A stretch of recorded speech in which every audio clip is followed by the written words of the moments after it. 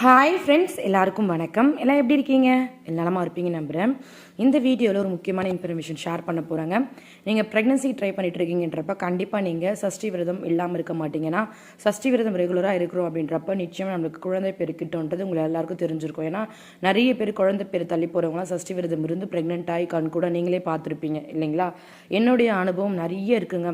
நிறைய பேர் 14 வருஷம், 13 வருஷம், 5 வருஷம், 2 வருஷம்லாம் குழந்தை தள்ளி போயிட்டு இப்போ அவங்களுக்கு வந்து ப்ரெக்னென்ட் ஆகி கையில் குழந்தை வச்சுருக்காங்க. அதனால தான் வந்து சஷ்டி விரதம் இருந்தோன்றப்ப சீக்கிரம் ப்ரெக்னன்சி கன்ஃபார்ம் ஆகும். அது மட்டும் இல்லாமல் நம்மளுக்கு ஒரு பாசிட்டிவிட்டி வந்து அதிகரிக்கும். நம்ம ஒரு ரெஃப்ரெஷ்ஷாக இருப்போம். நம்ம யாரையாவது ஒருத்தரை மனசார நம்பும் பொழுது நம்மளுக்கு ஏதோ ஒரு நம்ம கூடவே இருக்க மாதிரி, துணையாக இருக்க மாதிரி நிறைய விஷயங்கள் நம்மளுக்கு நடக்கும். நம்ம வந்து ஆத்மாத்தமாக அதை உணருவோம். சரிங்களா? அந்த வகையில் நீங்கள் முருகப்பெருமானை வந்து மனசார வழிபட்டிங்கன்றப்போ சஷ்டியில் இருந்து அகப்பையில் கிடைக்கும், அதாவது கருப்பையில் குழந்தை வரும்ன்றது எல்லாருக்கும் தெரிஞ்ச ஒரு விஷயம்தான். அதன்படி இந்த மார்ச் மாதம் 5ஆம் தேதி வந்து கிருத்திகை, மாசி கிருத்திகை ப்ளஸ் சஷ்டியும் வருது. சரிங்களா? நான் இப்போ சொல்கிற இந்த சிம்பிளான ஒரு விஷயத்த பண்ணிட்டீங்க அப்படின்றப்போ குழந்தை பேருக்கான வாய்ப்புகள் மிக மிக அதிகம். ஒரு சிஸ்டர் வந்து என் சென்டரில் இதை செய்ய சொல்லுங்கள், இது ரொம்ப ரொம்ப பவர்ஃபுல்லான விஷயம், இதை பண்ணால் கண்டிப்பாக ப்ரெக்னன்சி வந்து கன்ஃபார்ம் ஆகும், நான் ட்ரை பண்ண எனக்கு கிடச்சிச்சின்னு சொன்ன மாதிரி சொன்னாங்க. அதை நான் உங்களுக்கு வந்து ஷேர் பண்ண போகிறேன். யாருக்கெல்லாம் நம்பிக்கை இருக்கோ அவங்க எல்லாம் தாராளமாக ஃபாலோ பண்ணலாம்.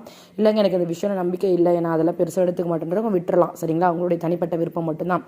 ஒரு வேளை இதை செஞ்சு ஓகே ஆச்சுன்னா அது நல்லதுதான் இல்லைங்களா? எவ்வளோ கோவில் போவோம், எவ்வளோ தான தர்மம் பண்ணுவோம், எவ்வளோ பரிகாரம் பண்ணுவோம், ஏதோ ஒரு விஷயம் நடக்குதுன்றப்போ நல்லதா இல்லைங்களா? ரொம்ப சிம்பிளாக இதுக்கு போயிட்டு நீங்கள் வெளியே போயிட்டு ஒரு பொருளோ எதுவுமே வாங்க வேண்டிய ஒரு அவசியமே இல்லை. வீட்டில் இருக்கக்கூடிய ஒரு சிம்பிளான பொருள் வச்சு என்ன பண்ணுறது சொல்ல போகிறேன். ஒரு தாம்பூலத்தட்டு மட்டும் எடுத்துக்கோங்க. தாம்பூலத்தட்டு எடுத்துக்கிட்டு ஒரு ஃபுல்லாக தாம்பூலத்தட்டில் ஒரு 150 கிராம் 200 கிராம் ஃபுல்லாக தோரம் பருப்பு வந்து நிரப்பிக்கோங்க. நிரப்பிக்கிட்டு அது மேலே 5 1 காயின் இல்லை 6 1 காயின் வந்து வைங்க. 1 காயின் கிடைக்கல அப்படின்றப்போ 2 காயின் வந்து வைங்க. சரிங்களா? 2 ரூபா காயின் கூட 6 வைக்கலாம். ஆனால் 6 எண்ணெய் எண்ணிக்கையில் தான் வைக்கணும். அது நடுவில் ஒரு மண் அகல் விளக்கு வச்சு அதில் திரி போட்டு நீங்கள் நெய் ஊற்றி தீபம் ஏற்றணும். இது வந்து தூரம்பருப்பு தீபம் அப்படின்னு சொல்லுவாங்க.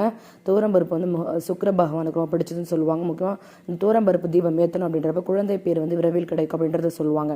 இதை நீங்கள் ஃபஸ்ட்டு பண்ண வேண்டிய விஷயம். சரிங்களா? 2வது வந்து வீட்டில் வந்து அந்த ஓம்ன்ற நட்சத்திர வடிவம் இருக்கு இல்லைங்களா, ஸ்டார், அதை வரைஞ்சிட்டு அதில் 6 முகம் தீபம் வந்து ஏற்றணும். 6 பக்கமும் 6 தீபம் ஏற்றணும். இதுவும் நீங்கள் கண்டிப்பாக பண்ணுங்கள். அதே மாதிரி வீட்டில் முருகர் படமோ இருந்துச்சுன்றப்போ அதுக்கு நீங்கள் அபிஷேகம் பண்ணணும். முருகர் வேல் இருந்துச்சுன்னா அபிஷேகம் பண்ணுங்கள். பக்கத்தில் முருகப்பெருமான் கோவில் எங்கேயாச்சும் இருக்குன்றப்போ ஒரு பால் 1 பாக்கெட்டோ தயிர் 1 பாக்கெட்டோ அபிஷேகத்துக்கு வாங்கி கொடுங்க. ரொம்ப ரொம்ப நல்லது. ஆனால் கண்டிப்பாக தோரம்பருப்பு தீபம் ஏற்றணும். ஒரு கண்டிப்பாக நிச்சயமாக ப்ரெக்னன்சி வந்து கன்ஃபார்ம் ஆகுங்க. இன்னும் ஒரு சில பேருக்கு முக்கியமான விஷயம் சொல்லித்தரேன். உங்ககிட்ட பால் ஆடை இருக்குன்னு வச்சு, குழந்தைக்கு சங்குன்னு சொல்லுவாங்க இல்லையா, குழந்தைக்கு பால் காரம்லாம் கோல்டு வராமல் இருக்கிறதுக்கு ஊற்றுவோம் இல்லைங்களா, அதை பால் ஆடைன்னு சொல்லுவோம். அந்த பால் ஆடை உங்கள்கிட்ட இருந்துச்சுன்னு வச்சுக்கோங்க, இந்த மண் விளக்கு அகல் விளக்கு பதிலாக இந்த பாலாடை வச்சு நீங்கள் தீபம் ஏற்றுனீங்கன்னா இன்னும் ரொம்ப ரொம்ப நல்லது. சரிங்களா? இதை நீங்கள் வந்து தாராளமாக ஏற்றுங்க. அவ்வளோ பவர்ஃபுல்லு.